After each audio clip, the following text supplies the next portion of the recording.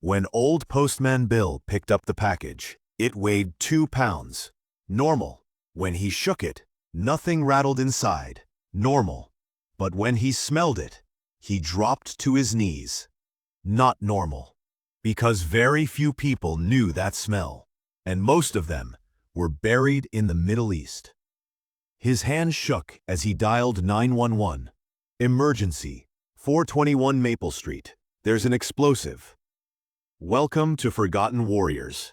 Before we begin, tell us in the comments what city you're watching from.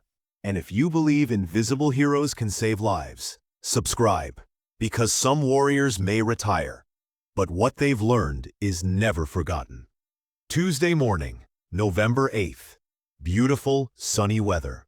Maple Street, one of Springfield's quiet suburbs, was in its usual silence. Kids had gone to school, adults to work. Only a few retirees and dog walkers were on the street.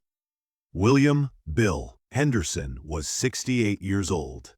He'd been delivering mail to this neighborhood for 32 years. Before that, he'd served 22 years in the U.S. Army.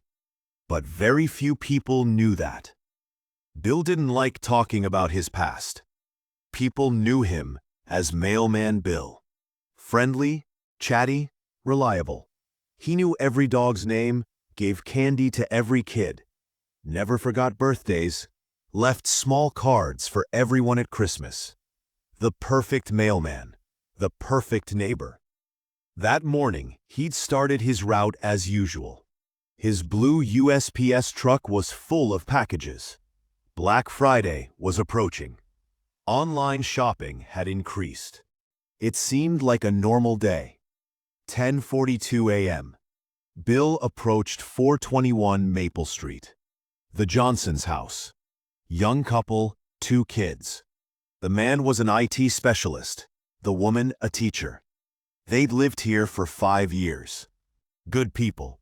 He took a medium-sized package from the truck. Amazon box. Standard label. Return address, New Jersey. Weight, normal. Appearance, normal. Bill picked up the package and started walking toward the house. But after a few steps, he stopped. He'd caught a slight smell. Very slight, almost undetectable. But Bill's nose was trained. 22 years, 3 tours in Iraq, 2 in Afghanistan. EOD, explosive ordnance disposal, hundreds of IEDs, countless bombs, and each had its own distinctive smell. Bill brought the package to his nose, took a deep breath, and at that moment, his entire body went cold. RDX, mixed with other chemicals, homemade but professional. Exactly like the smell of the IED that hit his team in Kandahar, 2003. Bill's knees buckled. He set the package down slowly, very slowly, hands trembling, cold sweat. This wasn't a PTSD attack. This was real. He backed away, 10 meters, 20 meters, safe distance. Pulled out his cell phone, 911. 911, what's your emergency?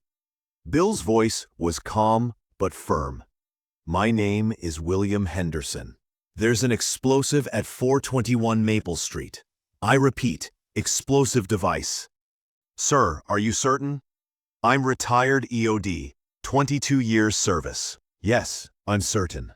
RDX-based, homemade, approximately 2 kilos. Need immediate response. The operator's voice changed. Understood, sir. Units are en route. Please leave the area. We need to evacuate the house and neighboring homes. The teams will handle it, sir. Please stay safe.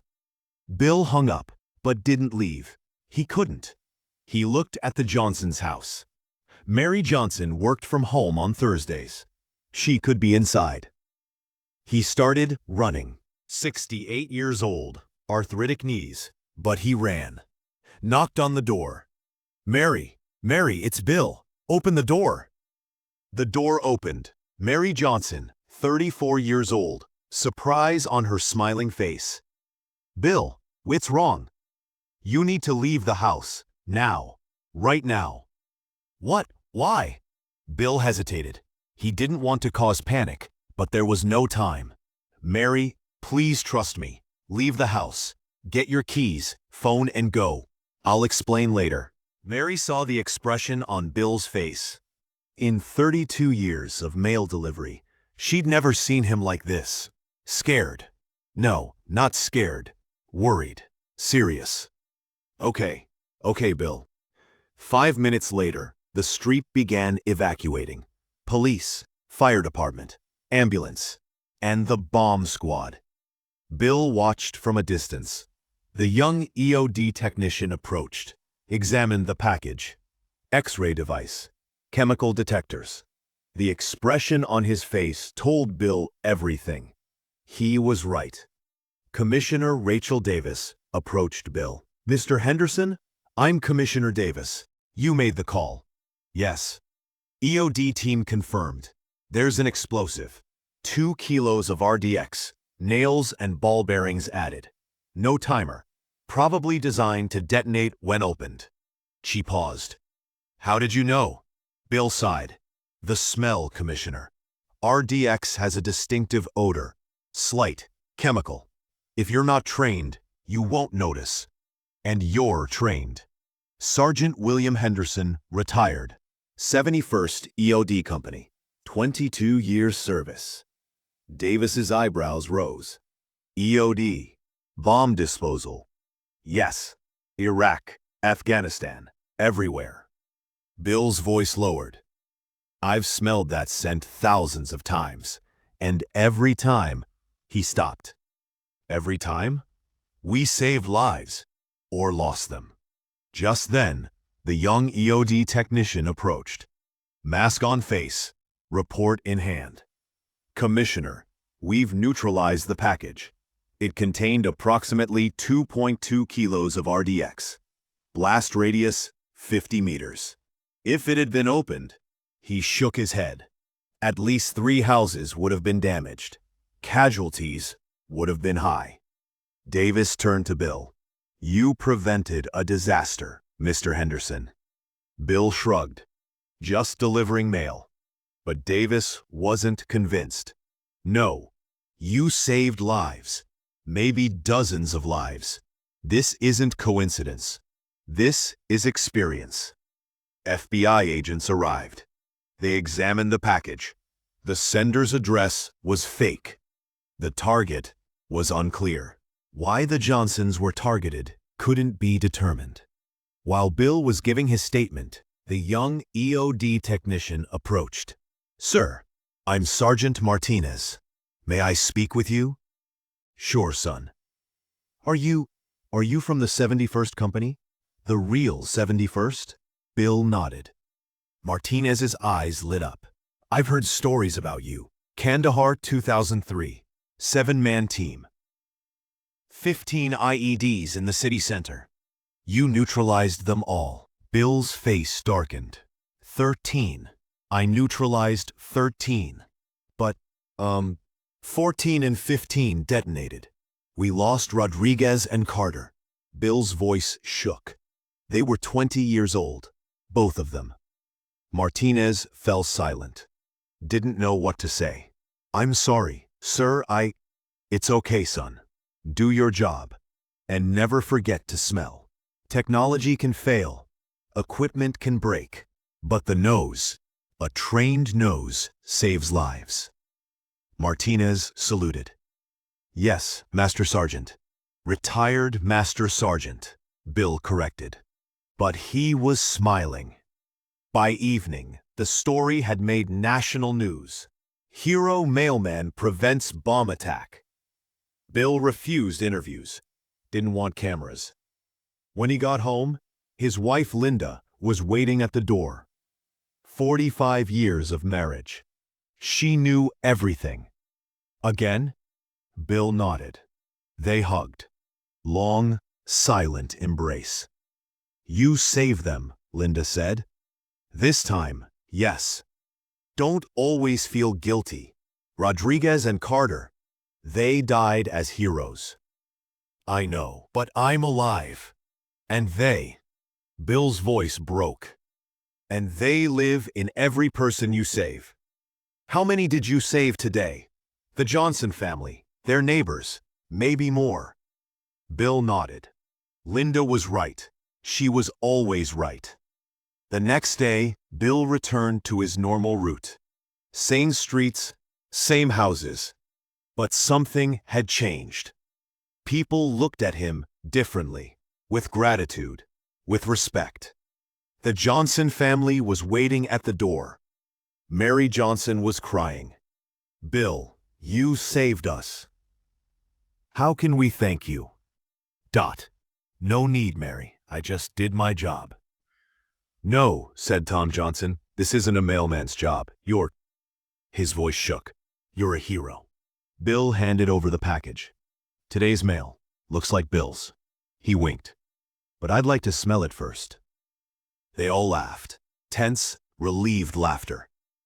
That day, Bill made a decision. He wouldn't retire. Not yet. Because his mission wasn't over. It had just changed. That evening, a call came from USPS Central Office. Mr. Henderson, this is Regional Director Patricia Wells. I heard about yesterday's incident. Yes, ma'am. We need someone with your experience, for security training, for all our mail carriers. What do you say? Bill thought about it. 68 years old. A new mission. A new purpose. I accept. Wonderful. And Mr. Henderson, thank you. Not just for yesterday. For your 22 years of service. After Bill hung up, he went out to the garden. The evening sun was setting. He pulled an old photo from his pocket.